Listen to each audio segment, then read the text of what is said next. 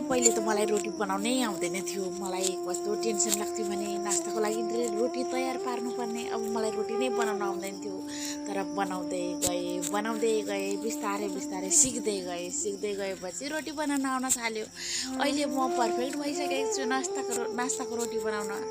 र अहिले नास्ताको रोटी तयार पारेर बजार लगेर बेच्ने पनि गर्छु, बेचेर पनि आउँछु। कहिलेकाहीँ मजाले बेच्छ, रोटी पुग्दैन खाने मान्छे कति आउनुहुन्छ।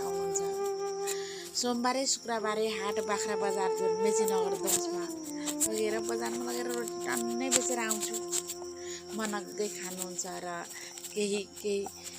कोही बेला चाहिँ 2-4वटा उब्रिन्छ, 25-30वटा रोटी लगेर बेच्ने गर्छु। मजाले खानुहुन्छ र म पनि खुसी हुँदै पोल्टाभरि पैसा बोकेर घरतिर आउने गर्छु। तपाईँहरूलाई कस्तो लाग्छ यो मेरो रोटी बेलाइ? हेर्नुहोस् त, मैले बनाएको रोटी तपाईँ पनि खान आउनुहुन्छ भने धुलाबारी बजार, नास्ता बजार, बाख्रा बजारतिर यसो घुम्दै आउनुहोस् है त। तातो रोटी खानलाई बिहानै उठेर बनाउने गर्छु मजाले।